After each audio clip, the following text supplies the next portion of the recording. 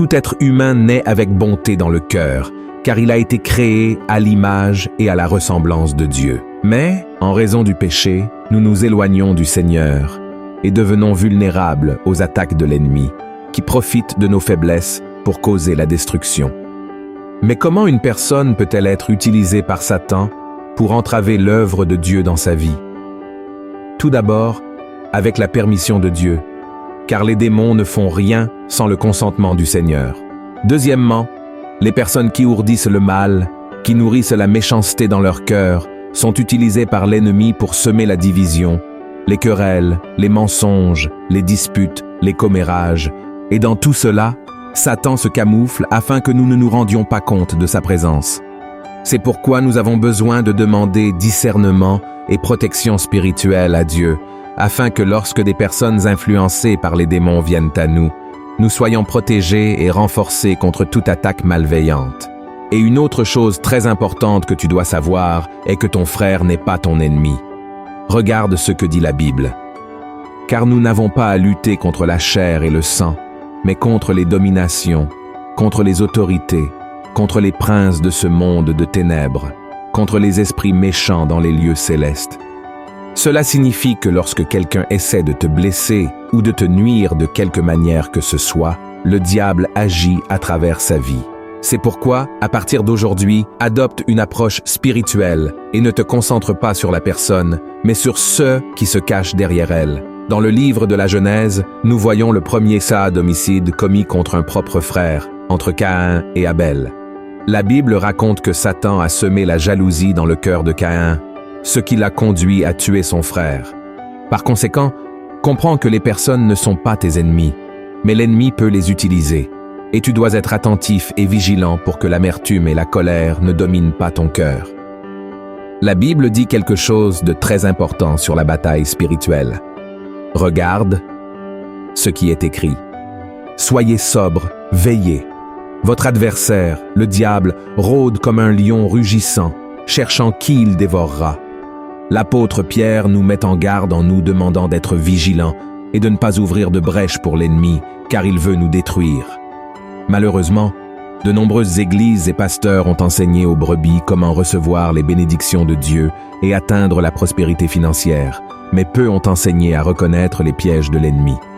C'est pourquoi, dans cette vidéo, je vais te montrer 7 stratégies que Satan utilise contre les êtres humains et comment nous pouvons nous défendre pour remporter la victoire. Mais avant cela, laisse ton like, abonne-toi à ma chaîne et active la cloche pour que YouTube te notifie lorsque je publie la prochaine vidéo. D'accord? Alors, allons-y. Tout d'abord, le diable amène les gens à douter de son existence. Combien de fois avons-nous entendu des gens dire que le diable n'existe pas, que c'est une invention de l'homme, que l'enfer n'existe pas non plus, ou que l'enfer est ici sur cette terre? Et cette stratégie de l'ennemi fonctionne très bien. Car tant que les gens pensent qu'il n'existe pas, ils ne se soucient pas de leur manière de vivre et sont facilement manipulables. Combien de destructions l'ennemi a-t-il causé dans les familles et dans le monde? Et lorsque ces choses se produisent, nous pensons que la faute incombe uniquement à l'être humain. Il est vrai que la malveillance est dans le cœur de l'homme, mais le diable profite des failles pour insérer des pensées et des idées maléfiques afin de causer davantage de destruction. Deuxièmement, le diable vole la parole de Dieu des cœurs. Jésus a raconté la parabole du semeur qui est sorti pour semer.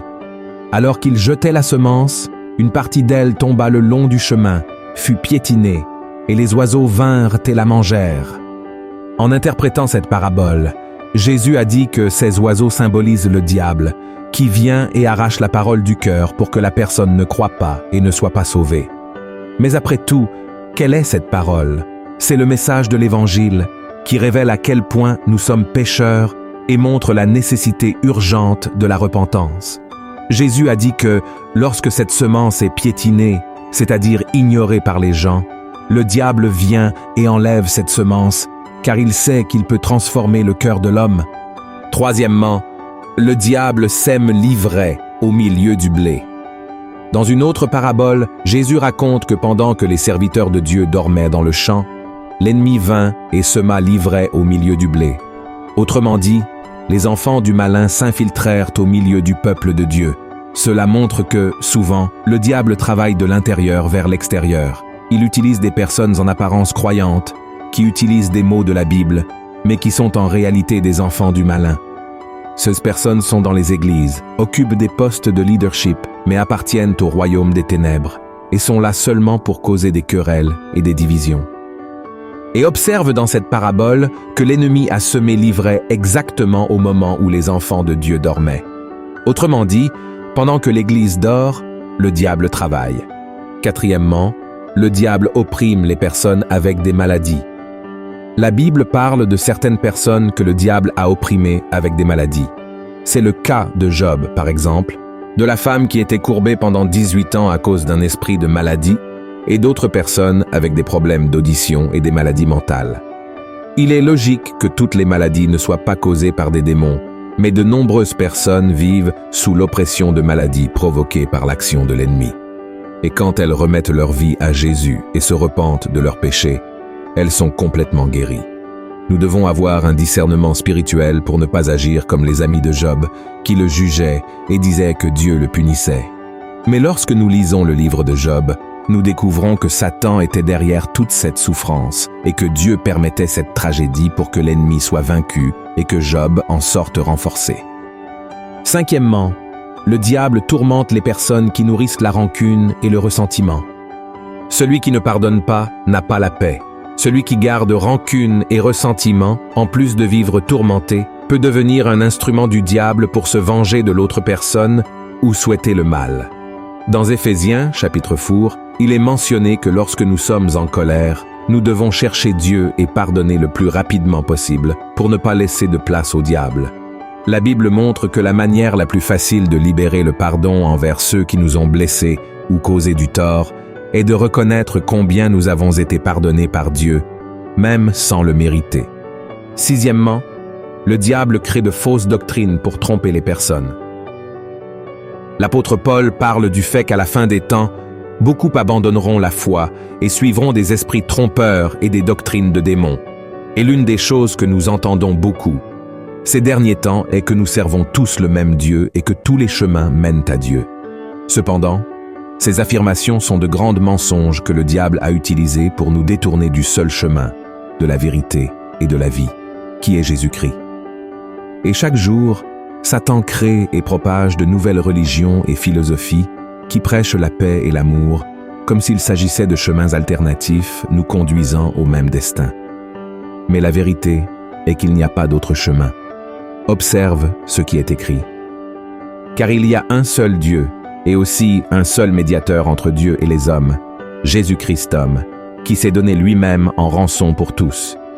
Ces chemins inventés par l'homme sont en réalité des raccourcis qui, arrivés à la fin, conduisent à un grand abîme.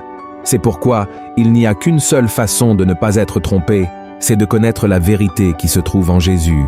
Plus tu lis la Bible, pries et écoutes des prédications, plus tu seras capable d'identifier et d'éviter ces mensonges du diable.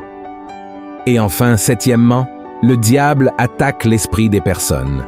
Je sais que beaucoup de gens souffrent parce qu'ils ne peuvent pas arrêter de penser à des choses négatives. Généralement, c'est parce qu'ils font face à des luttes et des tentations. Mais la Bible dit aussi que le diable lance des flèches enflammées dans notre esprit. Nous pensons que ces pensées viennent de nous, mais ce n'est pas le cas. Satan est celui qui place des mensonges dans notre tête, et nous devons utiliser la foi pour vaincre l'attaque spirituelle. Il nous fait croire que nous n'avons pas de valeur, que nous ne méritons pas le pardon de Dieu. Il sème le doute concernant les promesses du Seigneur pour nos vies et affirme que nos problèmes n'ont pas de solution. De plus, il incite les gens à penser qu'ils n'ont pas besoin de renoncer à leur propre volonté pour faire la volonté de Dieu. En résumé, l'esprit est un champ de bataille où l'ennemi travaille inlassablement pour nous éloigner du Seigneur. Donc, sois très attentif à cela. Ce sont les 7 façons dont le diable agit dans la vie des gens. Mais si nous accueillons Jésus comme notre Seigneur et Sauveur, nous savons que nous sommes du côté du vainqueur et qu'il est prêt à nous protéger et à nous aider. N'oublie pas que même si le diable peut essayer, la décision finale sur quoi faire sera toujours la tienne. Alors résiste et sois obéissant à la parole de Dieu, car le Seigneur promet qu'il sera toujours à tes côtés. Amen.